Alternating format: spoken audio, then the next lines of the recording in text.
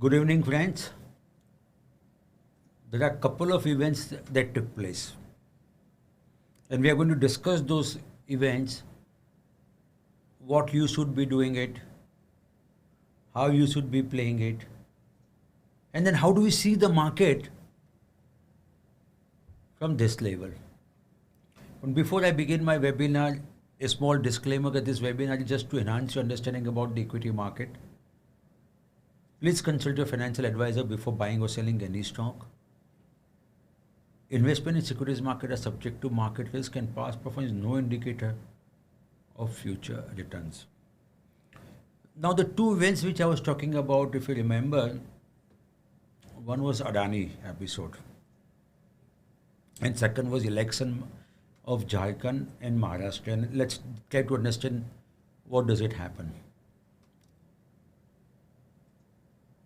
I must make a disclaimer here. In our PMS, we don't own any of the stocks that you see there.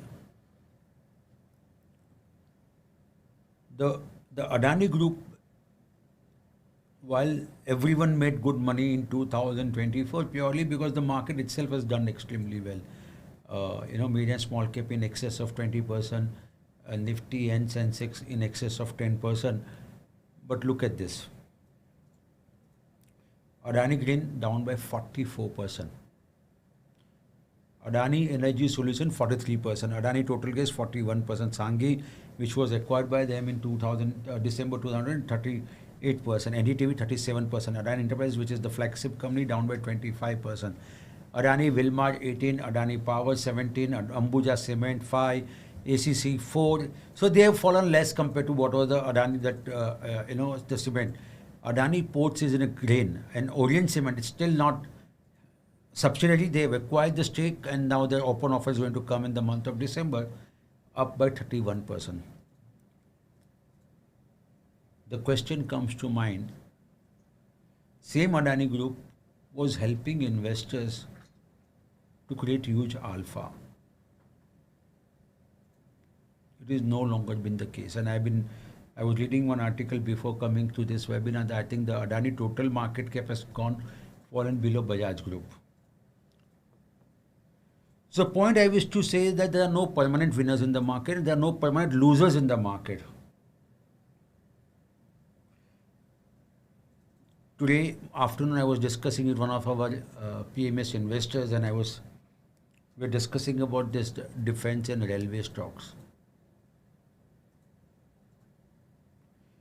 The point I wish to, the stock which has really helped you to create alpha, if you don't get out of the company at the right time, probability is very high.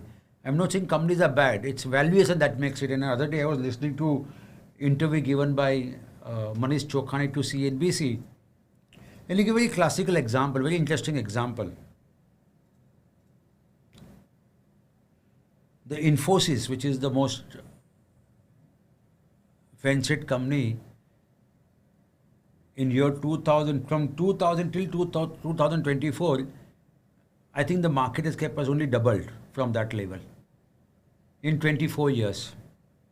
So you can imagine the kind of frustration investors would have. So the great companies may not result into a great returns, provided you know when to make an exit. Warren Buffett locked in profits in Apple. He's locking in profits in some of the other companies. So, this buy and hold concept, and you forget about it. If you look at last 4-5 years, HDFC Bank has underperformed, Asian Paints have underperformed, Avenue Supermarkets have underperformed, Kotak Mahindra Bank has underperformed, and so on and so forth. The Indices Bank. These are some of the companies which has been the most well-creating story for the investors. What applies to the sector, that applies to the business house, and that applies to the companies also. I'm not commenting anything on our recommendation on the Adani Group. What I'm trying to say is that you need to understand when to exit from the company to generate alpha on the portfolio. If you are not very sure, if you are not very comfortable, seek advice of an expert, but do that. Even experts can go wrong. I can tell you one classical example. I happened to meet one of the most famous personality in the Indian equity market, and they were holding one FMCG company in their portfolio in the AMC business. My view on that promoter was not so high. But this gentleman thoroughly believed that this company can go and can do nothing wrong. The rest is history. That company is no longer available on the process. I think it's almost suspended or something kind of a stuff. And in fact, it's trading must be 95% down from the price it touched. So the limited point I wish to convey is that there are no permanent winners and there are no permanent losers in the market. The key to make money is to able to get out of the company, move out of the company at the appropriate time. That's what I'm trying to limited point I wish to convey through this slide. Exit poll for Maharashtra. Sorry, I have not put Maharashtra and Haryana on this. So this is Maharashtra, this is Haryana. Sorry, not Haryana, Jharkhand. I'm on this one. If you look at somewhere exit polls are not able to get the pulse of the voters. It happened in the general election. It happened with the Haryana assembly election. It again happened with Maharashtra and Jharkhand. If you look at the average, the Mahayuti is nothing but BJP, Shiv Sena, Shinde, and NCP, Ajit Pawar. The average was saying 150. Actually, they got 235. Surprise, which is a positive surprise of 57. Mahavikas Aghadi is nothing but Congress plus Shiv Sena of Uddhav Balasaheb Thackeray and the NCP Sharad Pawar. Exit poll was suggesting 125 seats. Actual came 46, 63% negative surprise. That's in the case of Maharashtra. Let's look at the Haryana. Exit poll suggested NDA is likely to form the government, 40 seats. Actually, they got only 24. The negative surprise of minus 40. But the Indie block, 29 were projected, they got 56, 93% surprise. So somewhere, I think exit polls are going little haywire. They are not able to get it, and hence your investment decision based on the exit polls, I think is do carry a risk of going little haywire. So don't do that. That's what my learning from last 3 episodes. Now, but why am I talking about this? Because that's very critical. If you remember, and I'll give you 2 data points, which even surprised me. I was not aware that yesterday the cash volume on the NSE was 2 lakh crore almost. Purely because of this is the first time market could react to Maharashtra and Jharkhand election, more so to Maharashtra. 2 lakh crore. If you remember my equity outlook, which I discussed on the first week of November, constantly we are seeing decline in the average daily cost volume, 1.52 lakhs or something in the month of June, which came down to July. Further from August, it further came down from July level. September was lower than August. October was lower than the September. And many days, even in the month of November, struggled to cross even 1 lakh crore. So election results do make an impact, and of course I'll show that data so that you can sink into with you. But before that, let's try to understand how the market behaves post-assembly election, and that's why I've taken Haryana, which is the recently happened on 8th October.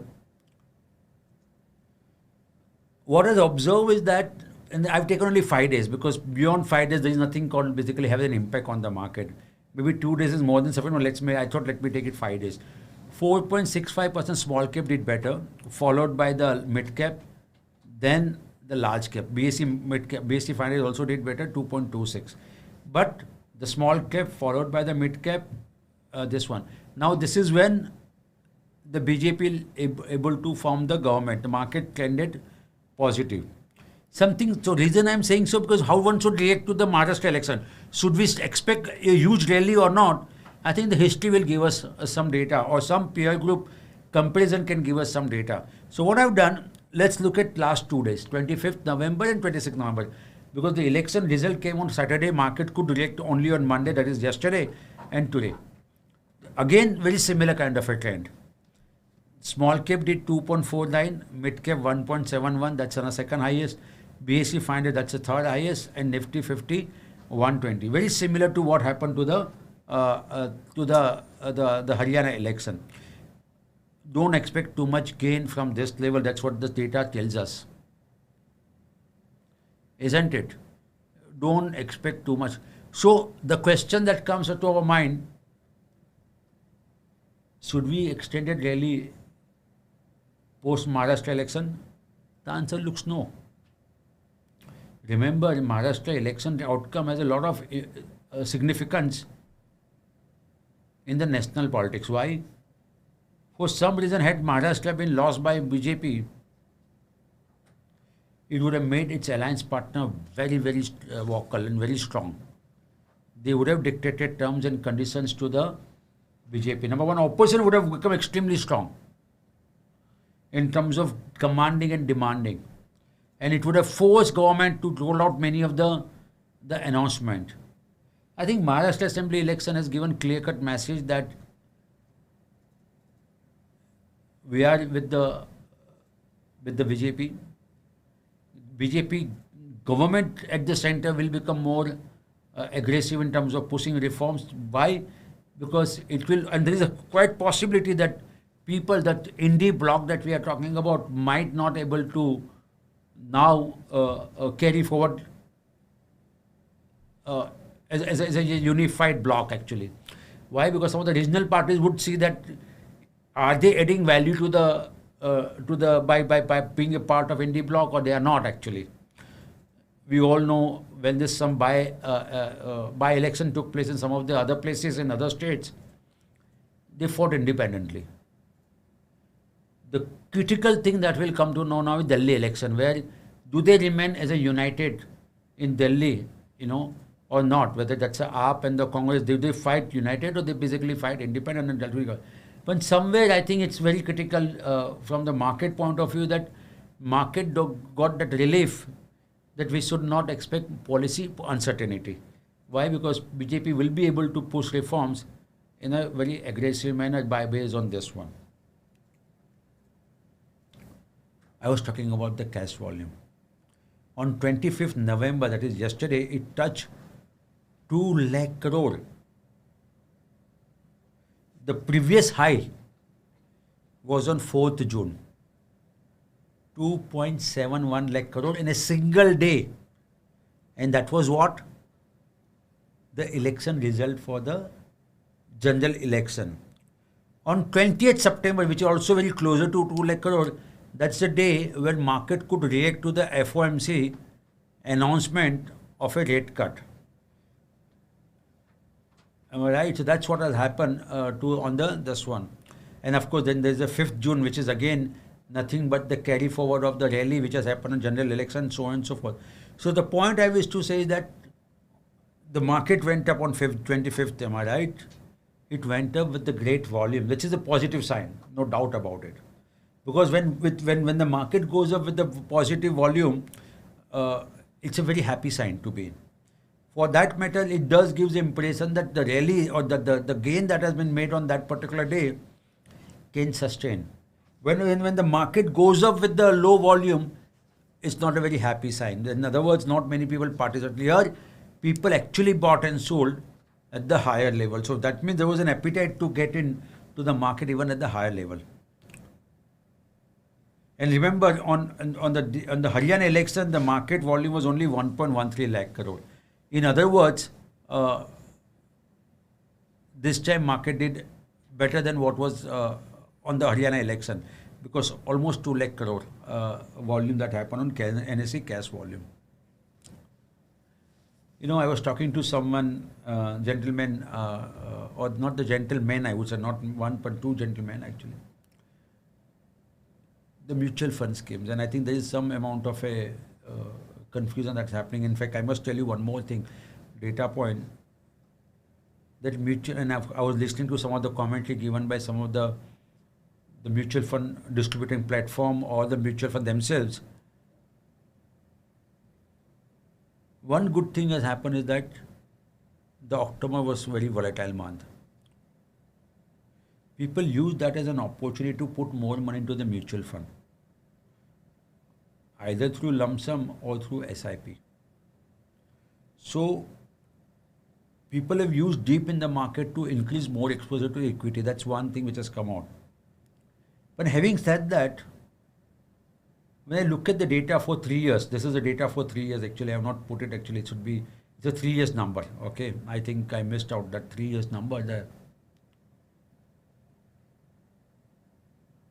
You look at this data first, number of schemes, 46 which is outperformed large cap, 36 in mid cap, small cap 48, flexi cap for 41 and multi cap 40. That means none of the category where more than 50% has outperformed the respective benchmark.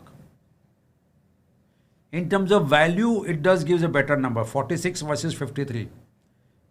36 versus 48. In other words, and 58, 54 and 71. Here, multi-cap, there are only 10 schemes, something which is more than 10 years, 3 years of a period, 71%. It gives clear-cut message. One, probability is very high. The scheme that you invest in mutual fund scheme in a block of 3 years likely to underperform. Number two, larger the size of the scheme, it seems to have done better as compared to the smaller size. Otherwise, how does one explain 40% of the schemes outperform when they account for 71% of the AUM? Will this trend continue? I don't know. I have clearly no idea. So, despite underperformance, people are putting more money into the mutual fund schemes, either through lump sum or either through SIP. I think one key theme is that they are driving home the point is that remain invested in the equity as an assets class, give your money to the professional manager. Probability is very high that you will do better than what you are doing on your own. That's the basic theme that seems to be playing out, and that's why more and more retail investors are now preferring to give their money to the professionally managed funds. Even if they underperform, still they will perform better than what their individual money would do. That's what my sense is by going through this con call and looking at this data. That people are not, one good thing is that people are not shying away from the equity as an assets class. They are putting in more money, so they're using every dip in the market to put more money.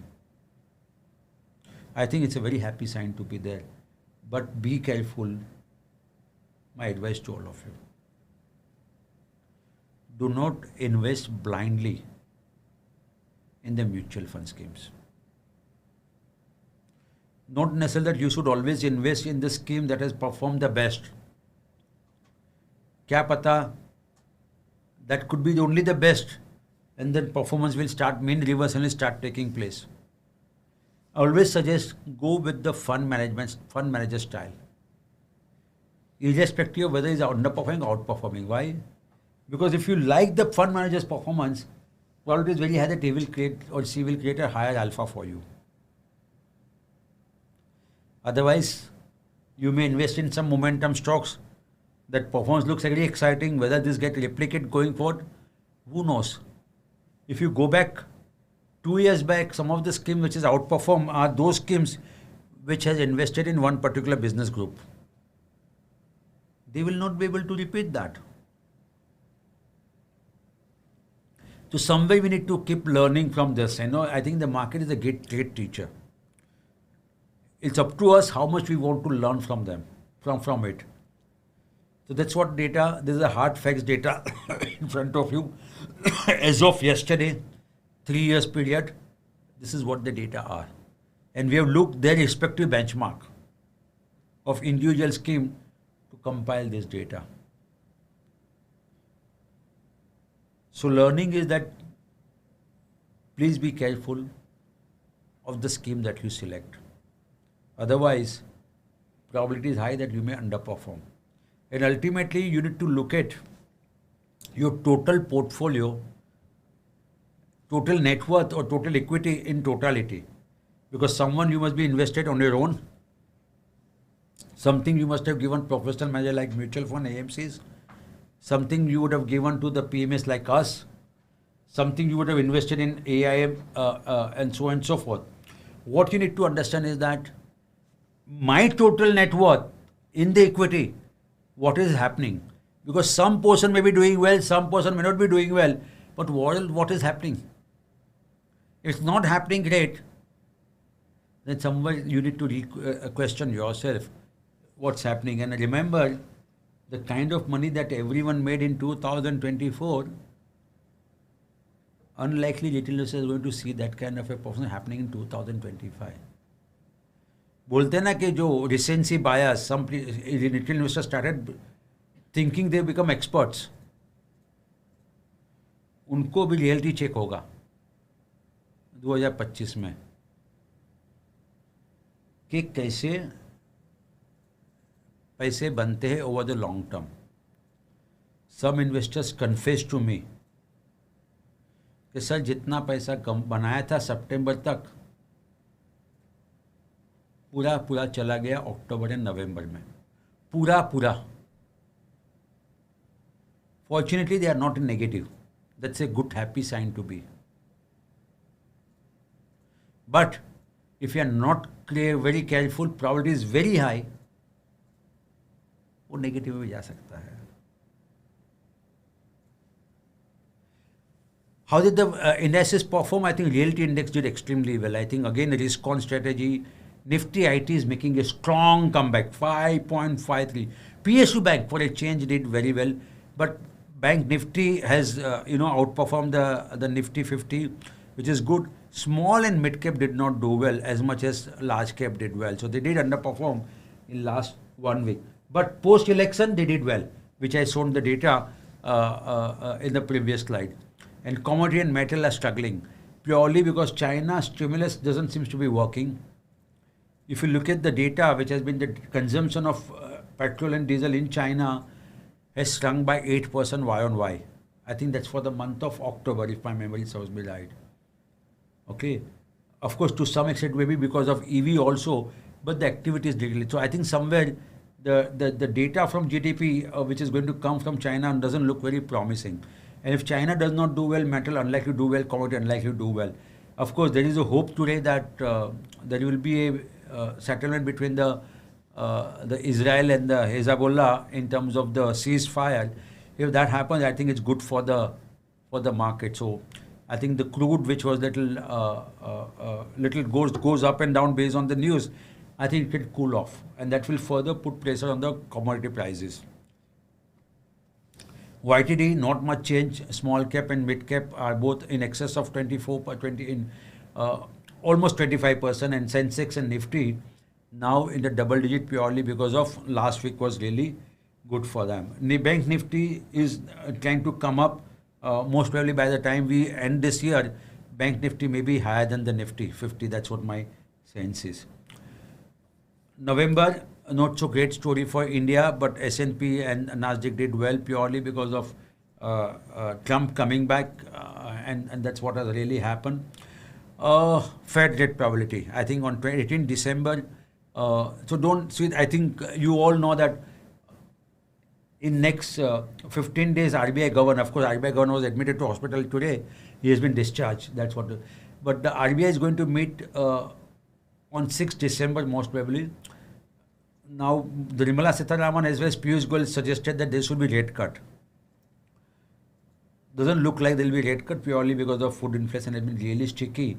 So I need to wait and watch. Our sense is that if at all any rate cut will happen from RBI, it will be happen post budget only. You don't expect any rate cut in this one. But the Fed is likely to announce a rate cut. 60% probability as of now, 60%, and no rate cut is 40%. This, of course, the data will keep changing as and when the new data comes in. But remember, the bonds are continue to remain at a very high, elevated level. So I think that's one factor. The reason I'm saying so, if for some reason there is a rate cut on by the Fed, if RBI does the rate cut karega, RBI also, it could create some pressure on the rupee. I think that's another factor. But if there is a reason, if a rate cut on Fed, I think it helps RBI. It helps what we call currency to remain at the stable level, because we have seen some corrections in the rupee dollar rate, which could also impact the food inflation, because India imports inflation. Why? Because we import crude oil, and the landed cost of crude in rupee goes up. Why? Because the rupee is depreciated against the dollar. FPI selling continues, 15,845 crore. Fortunately, FPI today bought almost 10,000 crore.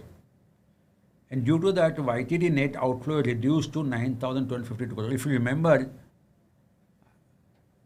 I spoke with my PMS investors last Thursday, and just a small clip I would like to play with you people. If for some reason if the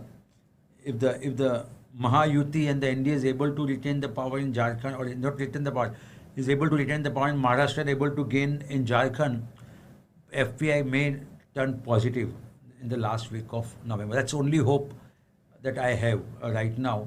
Why? Because, and of course, I don't expect the FPI. So I think we are in the very fag end of FPI selling. I don't expect substantial FPI selling coming in the going forward, purely because. So yes, that's what I strongly believe there will be no substantial. We are at the fag end of FPI selling, and that is what is happening now.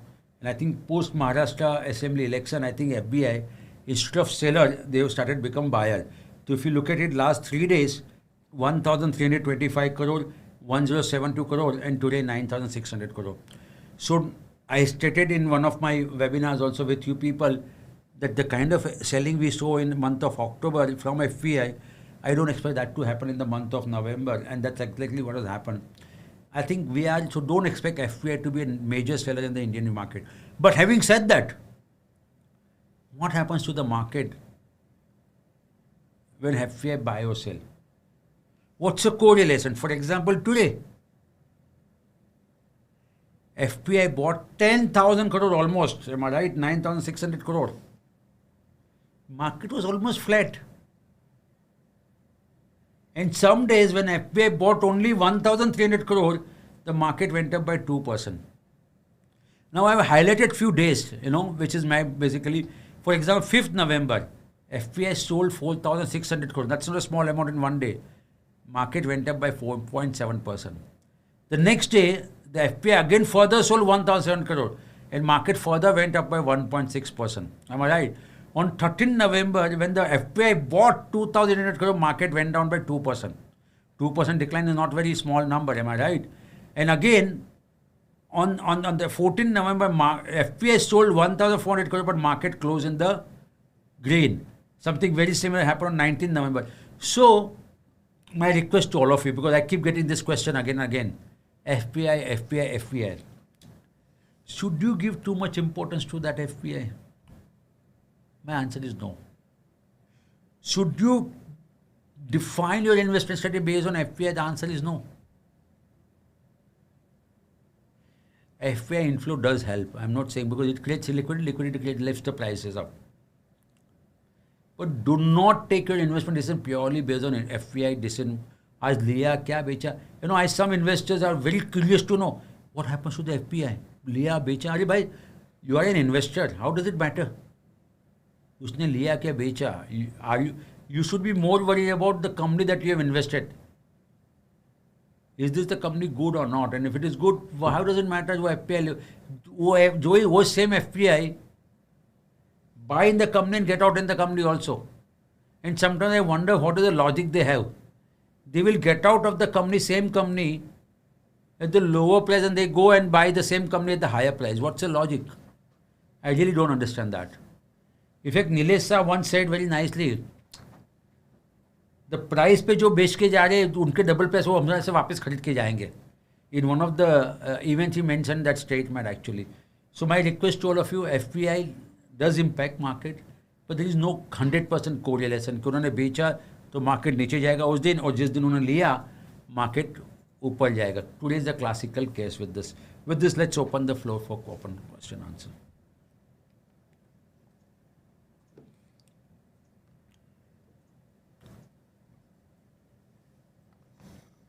Syam Dasari sir saying, can you please provide your outlook on trading, investment and trade broking business on a short term, medium and long term frame? So trading, to sir, I would advise you to stay away. Investment, I would say, please go ahead and look at only medium to long term. Short term hota hi nahi investment. There is nothing called short term in investment. In broking business, I believe it will be a little challenging for the very simple reason. I think no one has a clear cut handle. And again, I'm repeating, there was one event which took place, and well, even BAC was one of the management meet mein tha. They are still not able to figure it out. Even Angel One was there, and they are still not able to figure out the impact it could have on the FNO, where weekly this has happened. So I think broking business will see some amount of a slowdown in terms of revenue. That's what my sense is, because of the FNO, which forms a substantial part. And again, cash volume has also started declining, so that will also reflect in the profit and loss account. Today was an exceptional, sorry, not yesterday was an exceptional case where we saw 2 lakh crore cash volume. But I don't think that's going to get sustained going forward. So I think their revenue will take an impact broking business. Sorry.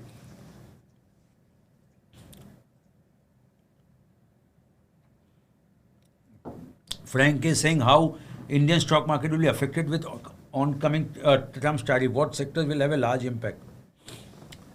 See, if you ask me very frankly, we need to really wait and watch what is the walk the talk Trump is going to do. Remember, any tariff hike by US is going to put more pressure on the inflation in the US, because the landed cost of that goods can become a costly. Of course, China can do a strategy where it can lower the price of the currency only. So, okay, but how much you can do that? And of course, it can pose a challenge for India also, because then your Chinese goods become more competitive as compared to the Indian goods. So I think we have to just look at, there is nothing called a straight line kind of a stuff. Every country will have to make a strategy. And what strategy you make it and how do you basically play is going to be. But I don't think, Trump is going to walk the talk. He's not going to increase 100% on Chinese goods. I doubt. Unlikely that he will put 20% at one go.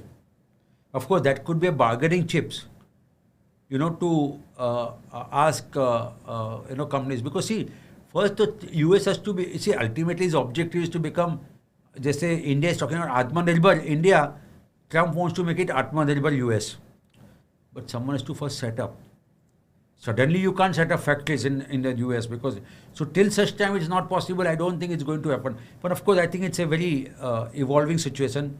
We still have time to talk about Trump tariff. Let's discuss somewhere in the month of Feb or so. I think that's where we get more clarity. And which sector will get impacted is all function of in what form, how it forms, how country reacts to that. What, as I was saying, China can basically reduce its currency so that landed costs become more effective there in the US. That's one strategy country can also adopt. We need to wait and watch. If China does, it can also create pressures on the other emerging economies also to lower their currencies. Why? Because then to become a competitive in the global market. We need to wait and watch and the impact. Today, seriously speaking, I have not really thought about it, because we are 2 months away from it. You have another pressing issue to focus on. Why to focus on an issue which is still 2 months away?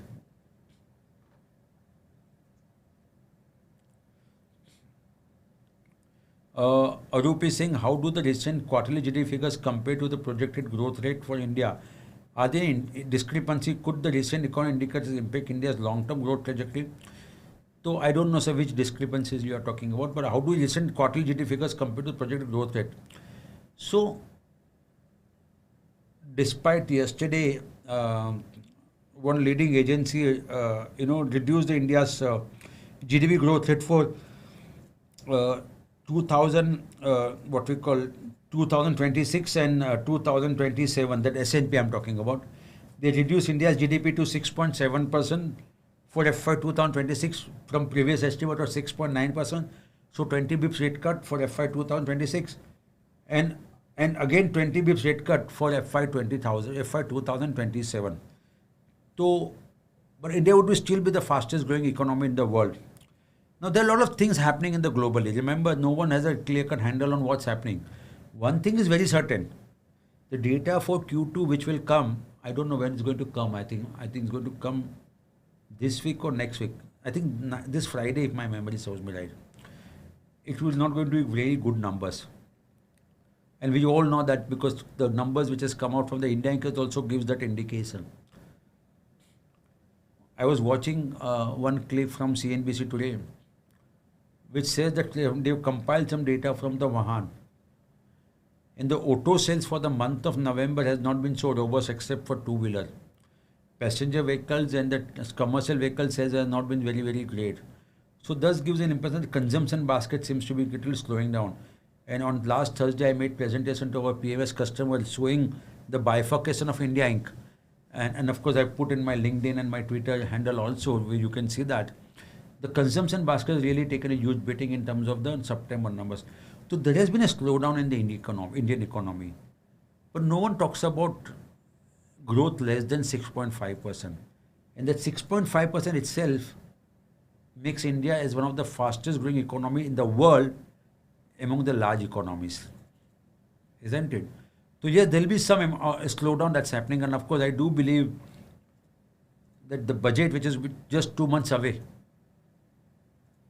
on 1st Feb, it will be presented. So we need to December full month and January full month. We are at fag end of November. In 2 months' time, and budget will come, and I'm so sure we will see a lot of fiscal measures being announced by the government to speed up the growth in the economy. Of course, this year was little slow because of heat waves, because of heavy monsoon and election year, which it's unlikely to be there the next year. So I think that should also benefit. Why? Because we had El Nino effect because of heat waves that created heat wave problem, an election, which is not going to be the case next year. So I think the data would look more promising. Of course, the food inflation will be under control. That's what my hope is, because of good Kharif crop will come out, and of course the Rabi crop will also likely to be good. So I think, yes, one more quarter of slowdown, but India would. Okay. Arupji, if your question is that is there a fundamental change in the growth story of India Inc., has the trajectory changed for permanently? Answer is no. India would be among the fastest growing economies in the world, at least for foreseeable future. And of course, there will be geopolitical situation like US tariff, which Frank asked, and so on and so forth. I think we have to navigate that. But I don't expect India to grow less than 6.5% in foreseeable future. I don't expect that to happen. So the growth story remains very robust. India Inc. is doing very well, and the fortunate to this happen, it will keep. In fact, there's a beautiful article which is written in the Economist, and that article, the latest issue of Economist, which says that other economies in the world, emerging economies in the world, the middle class is shrinking. India is the only country where the middle class is expanding. And when the middle class expands, the demand for the wealth management increases. Isn't it? So I am extremely bullish on wealth management. Jewelry. I think the Indian loves jewelry. Somehow the craze for gold is there. It was there 100 years back also with Indians. It is there now also. It will continue. But there are two things which is happening for the jewelry sector. One is that the purchasing power of Indians are increasing because rising middle class. Am I right? So previously people used to buy gold only on occasions like Akshaya Tritiya, Dasera, Guru Pushya, I will be pronouncing little Guru Pushya Nakshatra, or Dhanteras or Diwali kind of stuff. Now the sales happening throughout the year almost. So unorganized sector will give space to the organized sector. So that the organized sector will grow much faster than the unorganized sector. That's point number one. And rising middle class will create more demand for the jewelry. So my sense is that jewelry as a sector should do extremely well. But what valuation you get into within the jewelry company, that you need to ask. Remember, there are serious concerns on some of the listed jewelry companies in terms of corporate governance. I don't want to go into company specific. So we have observed in the past some of the jewelry companies which became a darling of the investors and came down substantially. Some of the companies are available 5 years back, what the price they are still available at the same price. Well, other good quality companies have done a lot of wealth creation for them.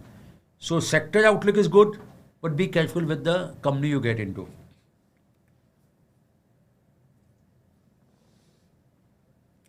Balasundram, I see your point that it's important to take the decision on the right time to exit from a stock.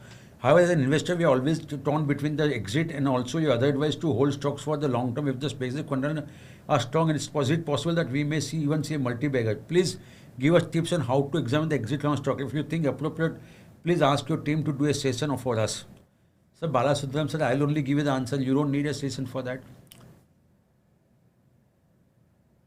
So no company in the world will keep rising every day, every week, every month, every quarter, every 6 months, every year. No company in the world. There will be periods where it will underperform. So what is multi-bagger? When does the multi-bagger happens? You invest in a company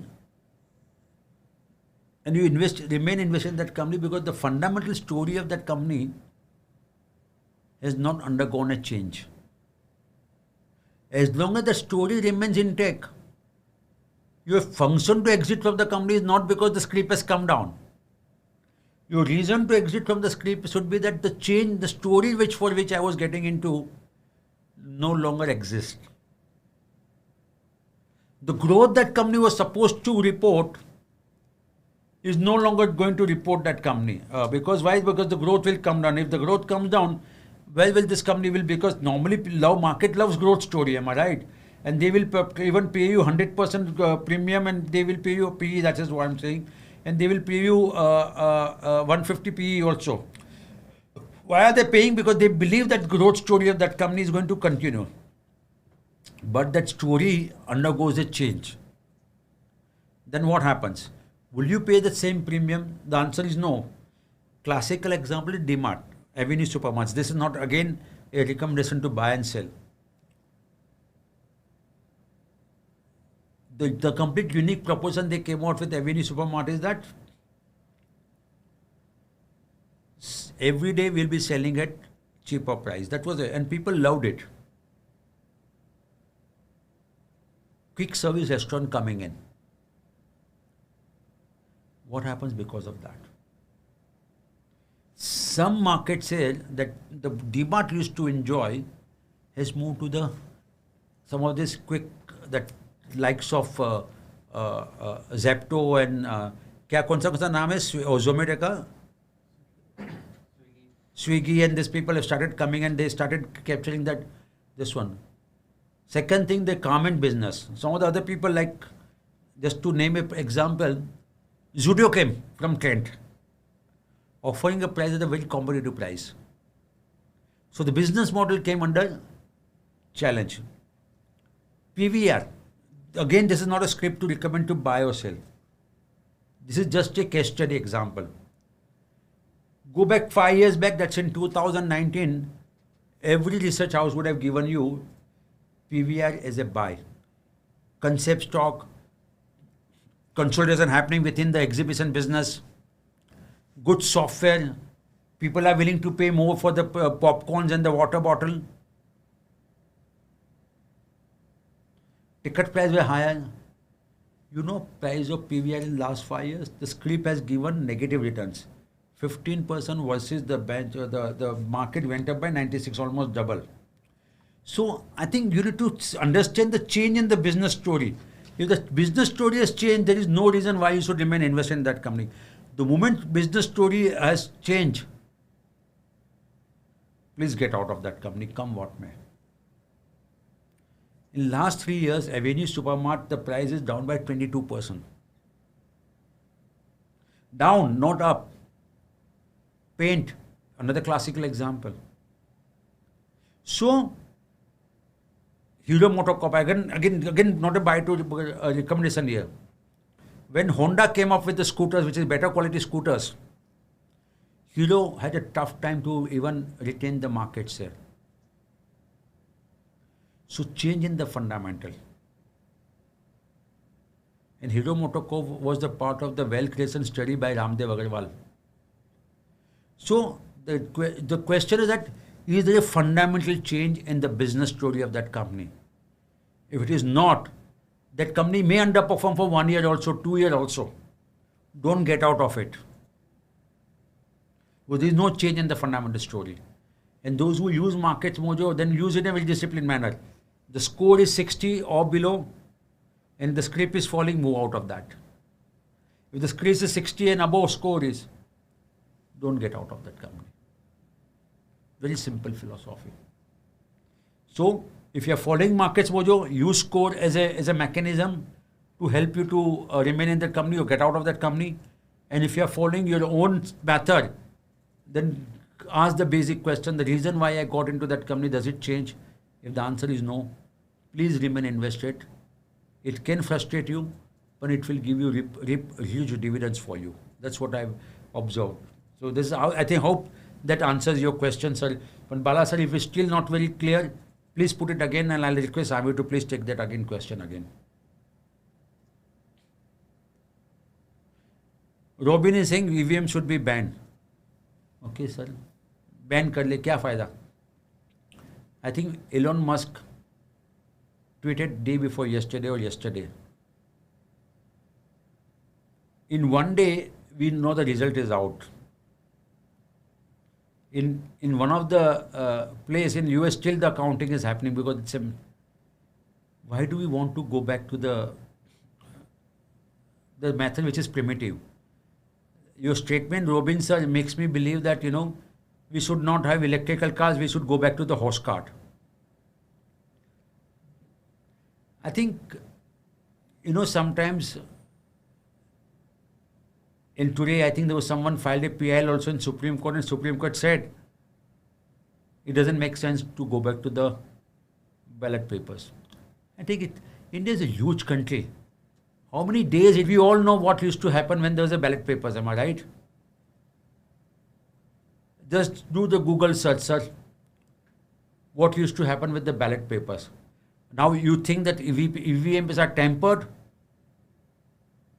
Maybe that could be your opinion. The matter went to the Supreme Court. Supreme Court examined that. Today we don't have a very valid proof that EVMs are tampered.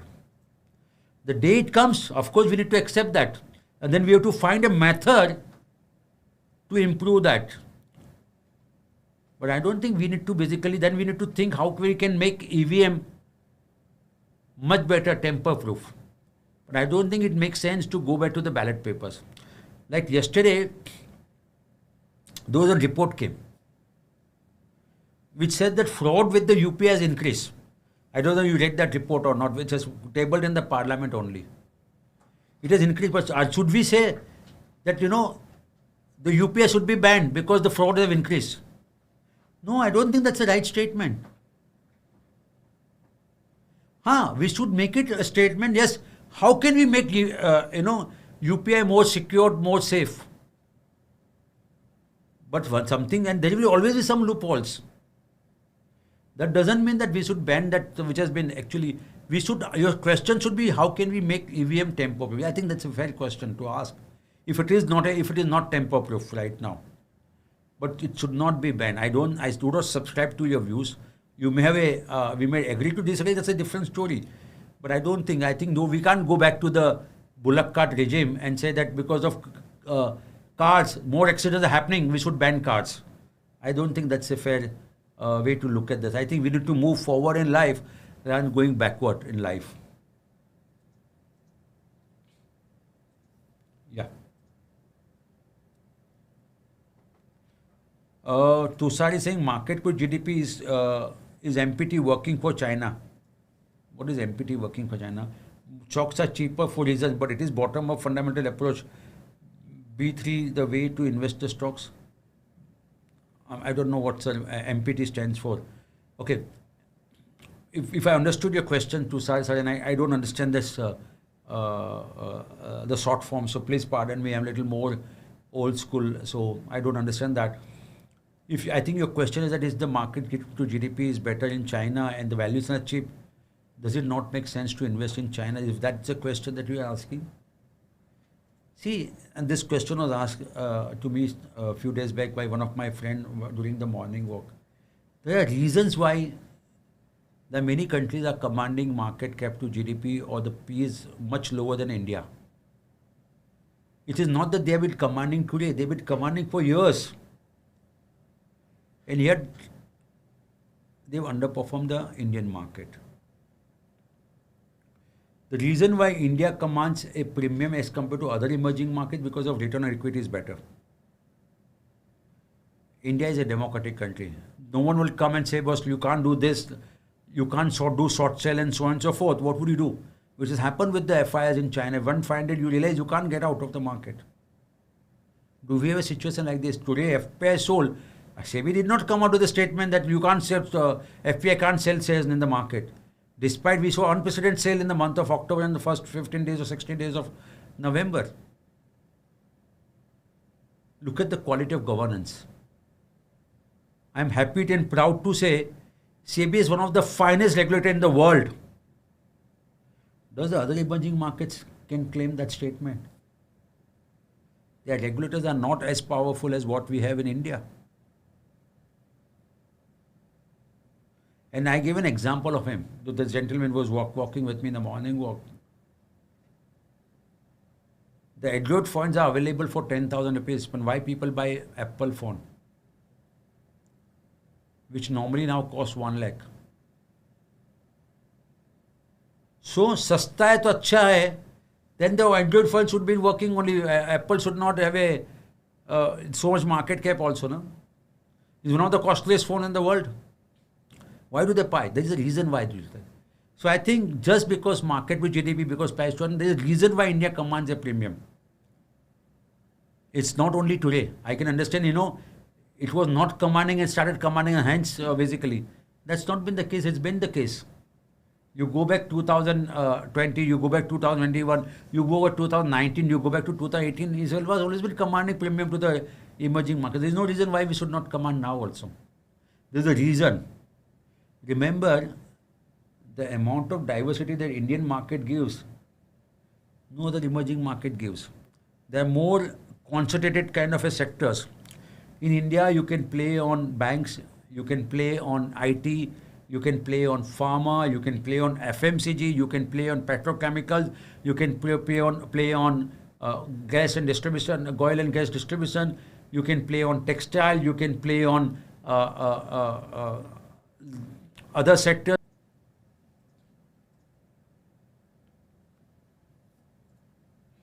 For investment in micro-cap, Mayank sir is saying which Mojo score is suitable. So it's depending upon your comfort level. You can use Mojo stock, you can look turnaround, you can use moment. There are strategies available.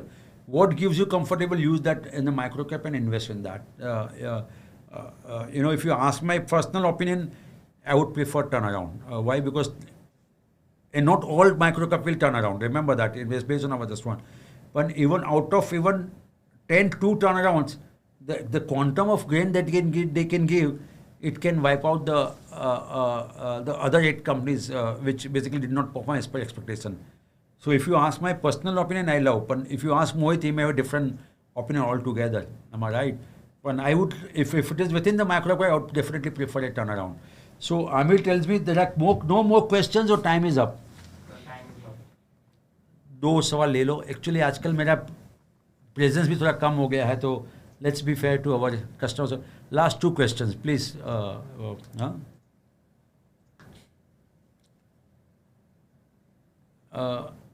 Bharat sir is saying, can NIFTYBANK double in a year? Is it P is very cheap? I am in favor of Nifty performing well in a coming year.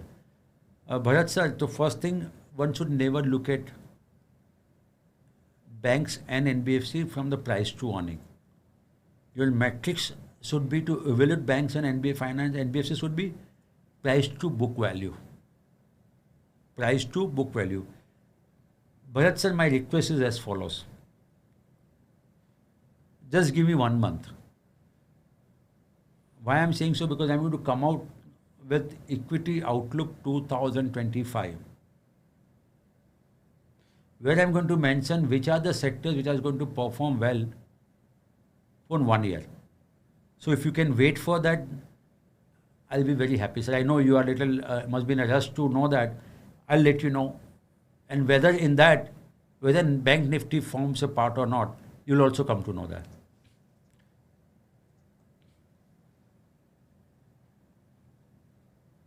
Raj is saying, does the huge movement in Bitcoin have any bearing on equity market? Also, we see a high volatility in currency and commodities. What is the reason for this? And more importantly, how do we play this? So Bitcoin, sir, with folded hands, stay away. I don't understand what is the fundamental reason that drives the price of Bitcoins. I'm not so intelligent to understand this price movement of Bitcoins. My advice would be stay away. Now you say bearing on the equity market. Yes, it does have a bearing. Let's be very honest with you. Because people think that we all know how Bitcoins almost touch 1 lakh. People think it's an easy way to make money, and human mindset always try to go where they can make quick money. So it does impact the flow to the equity market. So in our office also we have some employee who invest only in Bitcoins. I must tell you that also. I'm not going to name them, but they do that. It's a higher risk, higher return. People believe that what worked in the past is going to work. I was talking about sector, family, for business houses and the company, not necessarily. Am I right? So should you invest? My advice would be please stay away from Bitcoins. थोड़ा कम कमाओगे चलेगा, but mental peace है. And then you are not taking an undue risk. Number one. And what is the high volatility in currency and commodities? I think the currency and the commodities, I think, is more because of this geopolitical tension. I don't think that's you should give too much importance to that. It's purely because of this. As an investor, what should be your strategy? I think focus on the company rather than focusing too much on what's happening on Bitcoins, what's happening on currency, what's happening on commodities. A good management knows how to play the commodity cycle. A bad management, even though the commodity cycle may be favoring them, they may not be able to play out well. Am I right? So my advice would be focus on company and don't invest a single rupee in Bitcoins. I have not invested single rupee. A last question. I mean, I know you need to go, but let's last one question. ये lucky draw जैसा होगा, किसका आएगा पता है? साजी GeM. At the current scenario, what is your call on the Adani stocks? Out of the group, which one you recommend? Saji sir, I don't recommend on company. I used to do that. I remember that. A lot of you people have given comments that, my advice would be go to Markets Mojo website, look at all Adani Group companies, see whether they are buying on our website. If it is buy, please go ahead and buy that Adani Group company. That's the simplest advice I can give you. I have not invested in any of these Adani Group companies. I must also make a disclaimer. Orient Cement is in my portfolio, but that's not because Adani Group. It has just been acquired by Adani. Okay, so that's the only. So I also don't invest in Adani Group companies. So with this, thanks a lot everyone taking time out and attending this webinar. On Thursday, I'll be in front of our PMS customer with a lot of interesting data and insights. And I must tell you that what we present in our PMS webinar, data are absolutely different than what I present in QnA with Sunil Damania. On next Tuesday, I'll come up in front of you with Equity Outlook, and next Friday, again QnA with Sunil Damania. So if you want to block your calendar with my webinar, I'm giving you that Thursday with the PMS customer. Next Tuesday, Equity Outlook again for everyone. again next Thursday with PMS customer, and next Friday again with all of you with QnA with Sunil Damania. Till such time, good night, take care.